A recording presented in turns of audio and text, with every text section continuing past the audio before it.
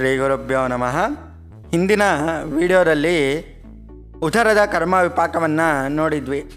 ಆದರೆ ಆ ವಿಡಿಯೋದಲ್ಲಿ ಪ್ರಶ್ನೆ ಕುಷ್ಠದ್ದು ಕೂಡ ಆಗಿತ್ತು. ಕುಷ್ಠ ನಿಧಾನದಲ್ಲಿ ಪಾಪಂ ಕರ್ಮಚ ಕುರ್ವತ ಅನ್ನುವಂತಹ ಪದವನ್ನು ಚರಕಾಚಾರ್ಯರು ಉಪಯೋಗಿಸ್ತಾರೆ. ಅದಕ್ಕೂ ಕೂಡ ಕರ್ಮ ವಿಪಾಕವೊಂದು ಇದೆ. ವಾಯು ಪುರಾಣಾಂತರ್ಗತದಲ್ಲಿ ಹೇಳುವಂತಹ ಮಾತು, ಯಾರು ಸ್ಥೇಯನಾಗಿರ್ತಾನೋ ಅವನಿಗೆ ಕುಷ್ಠವ್ಯಾಧಿ ಉತ್ಪತ್ತಿ ಆಗುವಂಥದ್ದು. ಯಾರು ಕದಿಯುತ್ತಾನೋ, ಸ್ಥೇಯನ ಅಂದರೆ ಕದಿಯುವಂಥವನು ಅಂತ, ಕಳ್ಳ ಅಂತ ಅರ್ಥ, ಅವನಿಗೆ ಕುಷ್ಠ ಪ್ರಾದುರ್ಭಾವ ಆಗುತ್ತದೆ ಎಂದು ಹೇಳಲಾಗಿದೆ. ಹಾಗೆ ಕದಿಯುವಂಥದ್ದು ಯಾವುದು ಅಂತ ನೋಡೋದಾದರೆ ಶ್ವೇತ ವಸ್ತ್ರವಾಗಿರುವಂಥದ್ದು. ವಸ್ತ್ರ ಕದಿಯುವುದರಿಂದ ಕುಷ್ಠ ಪ್ರಾದುರ್ಭಾವ ಆಗುವಂಥದ್ದು. ಅದೇ ಮಾತನ್ನು ಶುಶ್ರುತಾಚಾರ್ಯರು ಉಪಯೋಗಿಸುತ್ತಾರೆ.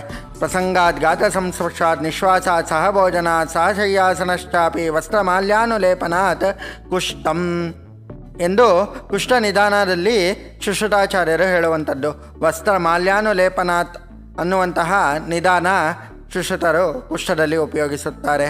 ಹಾಗೆ ಈ ನಿಧಾನಗಳನ್ನು ಅರ್ಥ ಮಾಡಿಕೊಂಡು ನಾವು ಒಂದು ಸಂಪ್ರಾಪ್ತಿಯನ್ನು ಬರೆಯಬೇಕು ಅಥವಾ ಅರ್ಥ ಮಾಡಿಕೊಳ್ಳಬೇಕು ಎನ್ನುವುದು ಕರ್ಮ ವಿಪಾಕದ ಸಿದ್ಧಾಂತವಾಗಿದೆ. ಧನ್ಯವಾದಗಳು.